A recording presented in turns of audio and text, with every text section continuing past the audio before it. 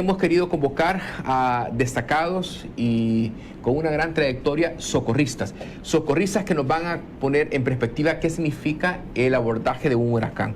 Está la experiencia de Mish. Sí, murieron muchos salvadoreños, pero también se rescataron vidas. Hoy vamos a conocer cómo se rescatan vidas y cuáles son las medidas de prevención que hay que tomar en cuenta. Está conmigo Carlos Fuentes con 34 años de experiencia como socorrista. Él pertenece a Comandos de Salvamento. También está con nosotros el presidente de Cruz Verde, el señor Luis Laínez, que tiene 25 años de experiencia y sobre todo de salvar vidas. Esta noche me acompaña Héctor Reina, él es mercadólogo, también tiene un máster en planificación estratégica, es observador y analista, es amante de la administración pública y formulador de modelos. Nosotros pues como Comando de Salvamento tenemos más de 2.000 elementos voluntarios, quienes todos el personal ya está activo. Alrededor de 500 a 700 elementos quienes van a estar ya distribuidos pues en lo que es la zona oriental, específicamente pues la zona de San Miguel, Usulután, La Unión y Morazán, donde pues ya el día de mañana a tempranas horas de la mañana sale el primer grupo de rescatistas que son técnicos de rescate en aguas rápidas, TREPI. Ya a eso de las 8 de la mañana pues se está partiendo, o antes si es posible, pues ya hacia la zona oriental, con un grupo de aproximadamente 25 elementos totalmente equipados.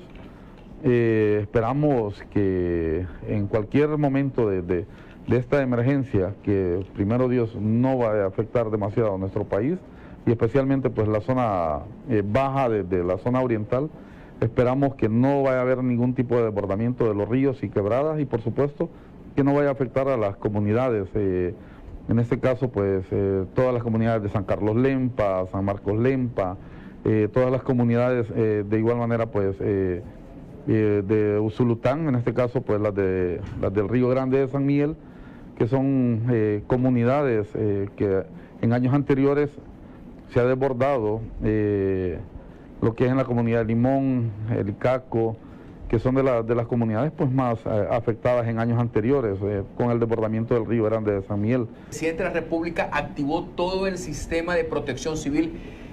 Esta tarde todas las comisiones municipales están activadas. La experiencia de Cruz Verde en el abordaje del huracán ETA, ¿cuál es? Tenemos la referencia de Mish. Recordamos el impacto que hubo en Usulután, particularmente en el Bajo Lempa. ¿Qué implica para Cruz Verde una alerta roja? ¿Qué impacto esperan ustedes? Bueno, cuando se decreta una alerta roja, todas nuestras seccionales, las 20 seccionales que tenemos, lo primero que hay que hacer es generar la organización con las municipalidades, con las comisiones municipales de protección civil, las cuales brindan indicaciones y también se hacen evaluaciones de las zonas de riesgo donde probablemente este fenómeno pueda tener mayor impacto. Para eso se analiza y se pone, digamos, gente a presto o inclusive se mandan a verificar a las zonas para ver si se pueden hacer evacuaciones preventivas y así no tener ninguna desgracia. Dentro de las acciones anteriores, en años pasados, se ha tenido muchas veces que realizar la evacuación justo en el impacto, donde esto genera tanto mayor riesgo para las personas o los habitantes como para los rescatistas que en su momento llegan a trabajar. Que tiene el gobierno del presidente Nayib Bukele en la asistencia para el impacto, búsqueda y rescate de personas, según lo que tú conoces. Sí, yo y quizás dejaré muy en énfasis es el trabajo articulado que hace el Estado a través de las instituciones que tienen que ver con el sistema de protección civil. Y entre ellos tienes tú el trabajo que comanda el ministro Mario Durán a través de Obras Públicas, el Ejército, la Policía Nacional Civil, entre otras. Y si tú te das cuenta, en la cadena nacional el presidente hablaba de activar las comisiones departamentales que las tienes tú ya trabajando, no desde hoy, trabajando desde hace 48 horas.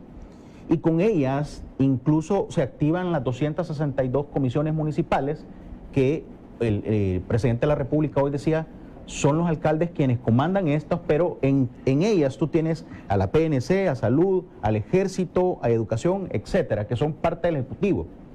Cuando tú ves esto, ves el trabajo encomiable que está haciendo el equipo del presidente Bukele en todo el territorio nacional.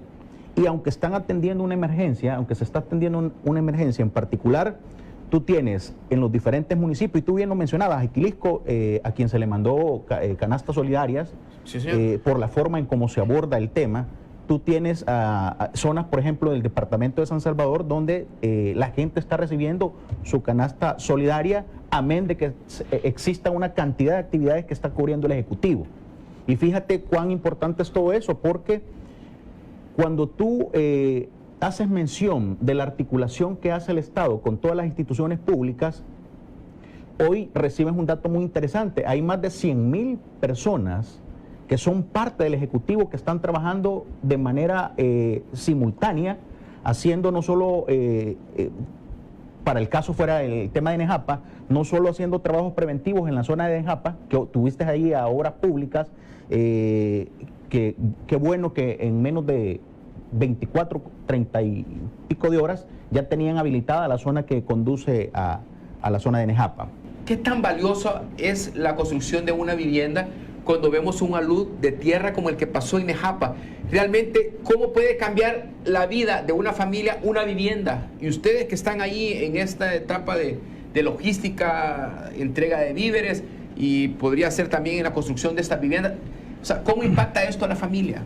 Mira, es interesante la pregunta, porque cuando tú vas a las comunidades, por ejemplo, aquellas que viven a la orilla de las rivieras y que están justamente muy cerca de las quebradas, que generalmente se ven afectadas cada vez que nosotros tenemos una recogida de lluvias intensa, obviamente el que tú le digas a la gente, mira, el gobierno de la República del presidente Bukele se pone en los zapatos de ese, genera una empatía con ellas, y que hoy tú escuches al presidente de la República diciéndole al ministro Zelaya, por favor, le doy 4 meses específicos para que ustedes puedan hacer eso, porque hay que tener todos los recursos posibles. Pero además tú tienes a la ministra Michelle Sol, que el día de ayer o antier, si no me equivoco, ya estaba dándole respuesta a la gente que estaba en Nejapa. Fue el sábado. El sábado, a la gente que estaba en Nejapa, diciéndoles que ya tenían el terreno para poder construir un poquito más de 132 y pico de viviendas en la zona. Esto no es politiquería, esto es humanismo, asistencialismo a los más vulnerables. Es que mira, fíjate que esto no deberíamos de verlo como politiquería, porque cuando tú tienes ministros del gabinete del presidente Bukele diciéndote puntualmente qué es lo que están haciendo, no es politiquería. El señor presidente le dijo al señor ministro de Hacienda hoy que ya no puede esperar más, que necesita ver esas elaboraciones de esa infraestructura de estas casas, que es una promesa que ha hecho su gobierno. Claro, y fíjate cuán importante es la ministra. Yo le he visto trabajar a la ministra Michelle Sol, y es una mujer comprometida con lo que está haciendo. Te aseguro, y lo digo de manera muy personal, no quisiera comprometer a nadie porque no es mi intención, pero te aseguro que estos ministros, mucho antes de que el presidente de la República les haya dado el tiempo, esta gente va a tener concretamente lo que ha solicitado. Tenemos el analista Marvin Aguilar Umaña, él es, pues, donde está el corazón de TVO, es San Miguel.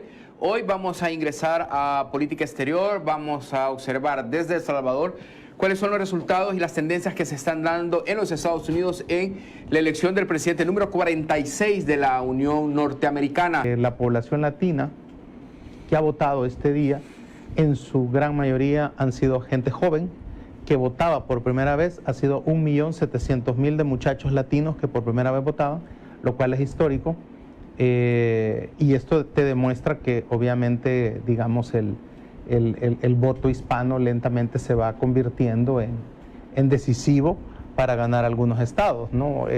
Obviamente California lo han ganado los demócratas. Kamala Harris es senadora por California, que es la compañera de fórmula de Joe Biden. Muy activa ella. Muy activa. Y es la mujer de moda en Estados Unidos ahorita. Está haciendo, hace unos minutos creo que hizo un TikTok.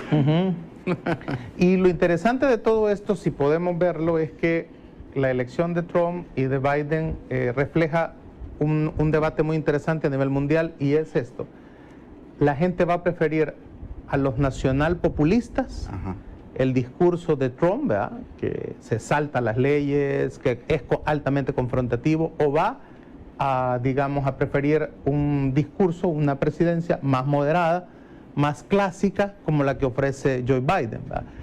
Hay que recordar que esto, precisamente, que la gente estaba cansada de la forma de ser de los políticos estadounidenses, de esto que se conoce como el establishment de Washington, ¿no?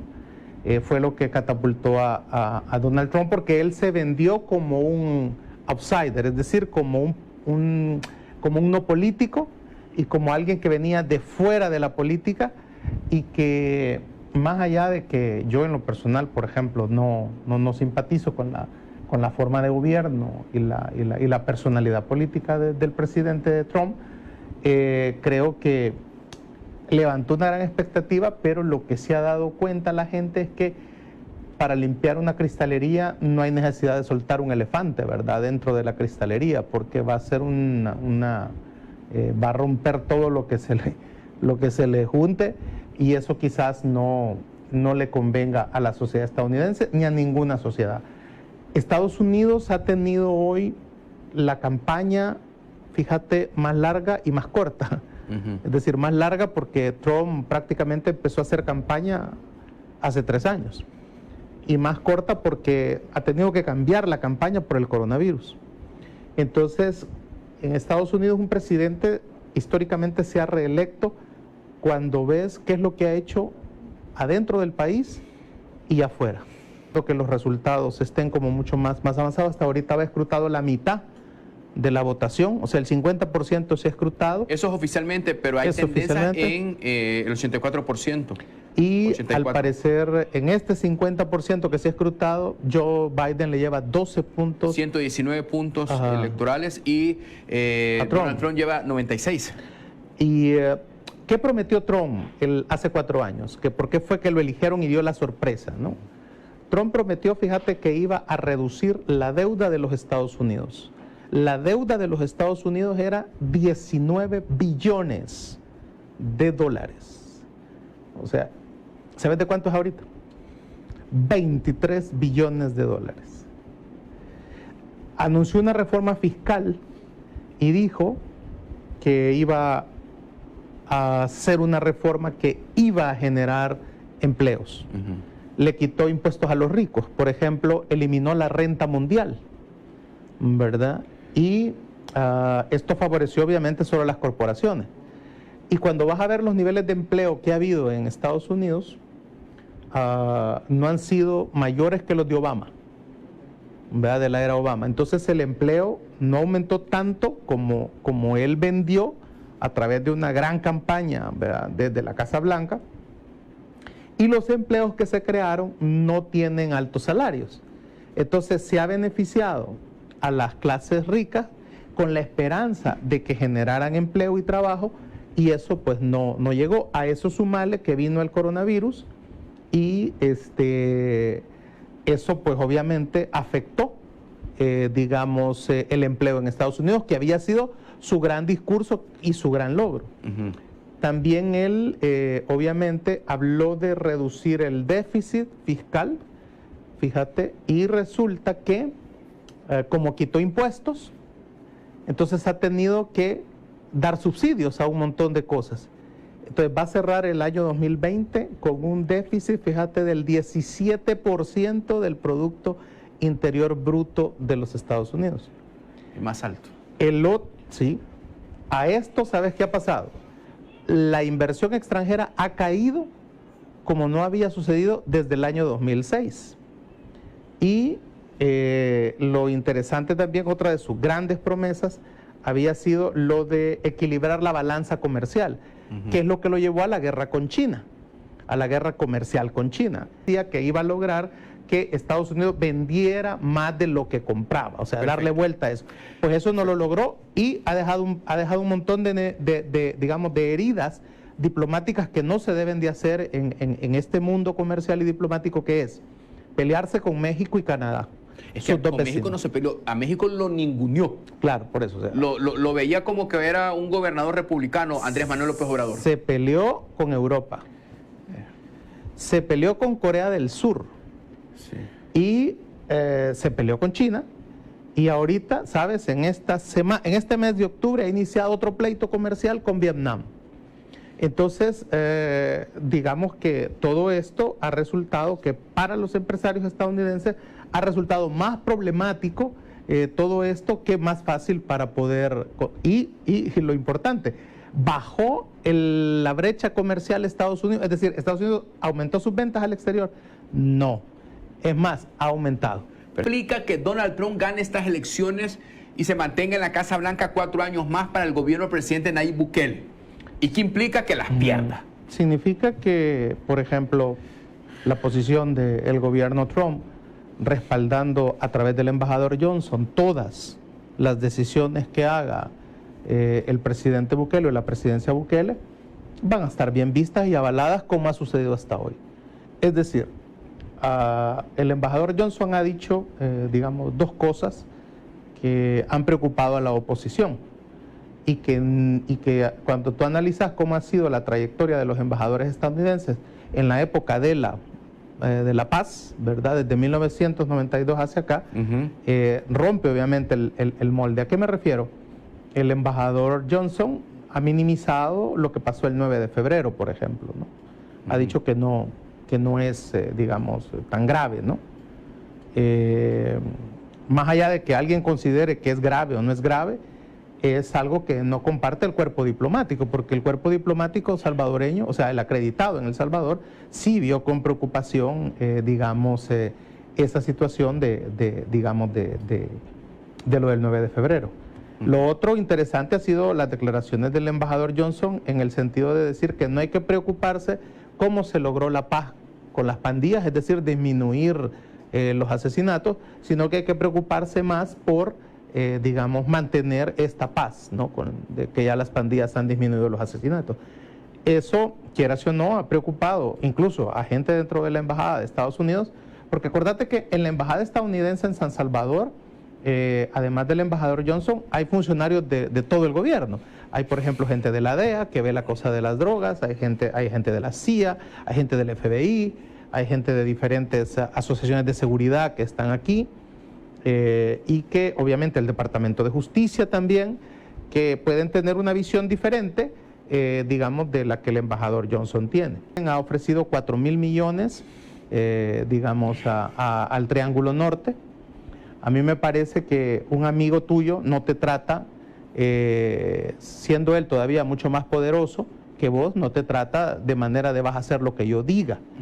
Y me detenés allá, por favor, a ese montón de cafecitos que quieren venir aquí a Estados Unidos. Estados Unidos tiene todo el derecho de cuidar su frontera, estamos totalmente de acuerdo, pero también Estados Unidos debe de revisar su papel en Centroamérica, ¿verdad? Y en ese sentido, la situación económica, el sistema económico que tenemos los países centroamericanos tiene mucho que ver con que las élites centroamericanas han querido siempre quedar bien con Estados Unidos y por eso han impuesto este sistema económico.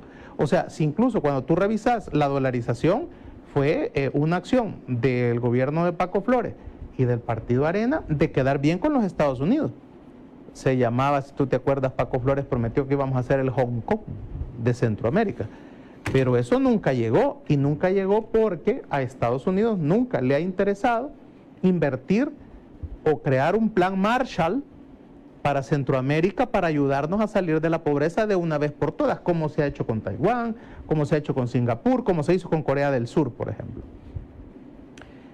Biden ofrece, digamos, 4.000 millones para la región, de los cuales, digamos, tú estás al tanto que circuló la noticia que el gobierno salvadoreño había contratado un lobby en Estados Unidos para poder abrir la puerta a una eventual administración Biden, una administración demócrata. Sí. Entonces, uno de los logros que el presidente debe de tener, el presidente Bukele debe de tener en estos momentos, una vez que se confirme si Biden es el presidente, es cuánto de esos 4.000 millones le van a quedar a El Salvador. Y si puede el presidente Bukele lograr 1.000 millones de ayuda para El Salvador, siendo El Salvador un socio estratégico de los Estados Unidos, pues sería algo, digamos, de aplaudirle a la gestión que puede hacer el presidente Bukele. La promesa del muro, ¿te acordás? Dijo, voy a hacer un muro en toda la frontera de Estados Unidos. Sí, señor.